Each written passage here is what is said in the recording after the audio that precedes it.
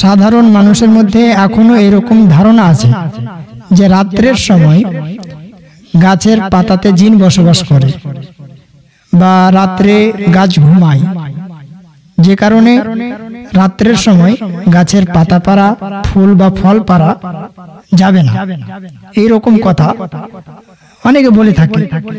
আসলে এই বিষয় নিয়ে শরীয়ত কি বলছে, এই নিয়ে একটু বিস্তারিত আলোচনা করতেন।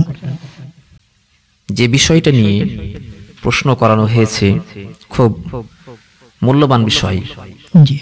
বর্তমান সমাজে মানুষের মধ্যে এখনো এরকম ভুল ভ্রান্ত ধারণা আছে। তো এই বিষয়ে ফাতোয়ায়ে মারকাজে তারবিয়াতে ইফতাহ দ্বিতীয় খণ্ড পৃষ্ঠা নাম্বার 613 নাম্বার, এই পৃষ্ঠার মধ্যে ফতোয়াটা লিপিবদ্ধ করানো হয়েছে। বলানো হয়েছে যে রাত্রিবেলায় গাছ ঘুমায় না দিনের বেলায় গাছ জেগে থাকে। তাই রাত হয়ে গেলে যে গাছ ঘুমাবে, দিন হয়ে গেলে যে গাছ জেগে থাকবে, এরকম কোনো বিষয় নাই। দ্বিতীয় বিষয় হলো যে গাছের পাতায় জিন বসবাস করে। এইরকম কোন হাদিসের কিতাবে এসেছে বর্ণনা, এরকম কোনো বর্ণনা নাই। হ্যাঁ, আসল কথা এটা এসেছে, আল্লাহ পাক সুবহানাহু ওয়া তাআলা কোরআন মাজিদ 27 পারা সূরা রহমান বলেছেন, ওয়ান নাজমু ওয়াশ শাজারু ইয়াসজুদান। সুবহানাল্লাহ।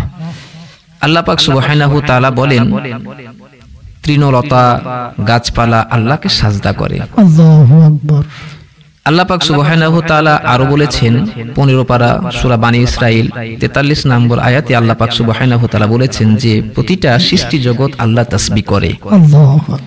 তো এই হিসাবে দেখা যাচ্ছে যে আল্লাহর সৃষ্টি জগৎ যেহেতু তাসবিহ করে, ওই জায়গাতে ওই কিতাবের মধ্যে এটাও বলা হয়েছে যে কোন কবরস্থানে ছোট ছোট গাছগুলোকে তোমরা নষ্ট করে দিও না, কেটে ফেলিও না। কারণ ছোট ছোট গাছ তাসবিহ করবে, সেই তাসবিহর ফল এক কথায় সওয়াব কবরবাসী পাবে। সুবহানাল্লাহ, সুবহানাল্লাহ। এর কারণে কবরস্থান থেকে ছোট ছোট গাছ কাটা যাবে না।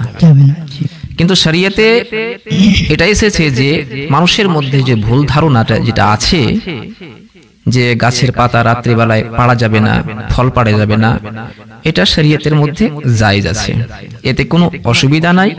মানুষের মধ্যে যেটা ভুলভ্রান্ত ধারণা, এটা ভুল ধারণা, এর উপরে কোনো যে আমল করা যাবে এটা শরীয়তে কিন্তু হুকুম নয়।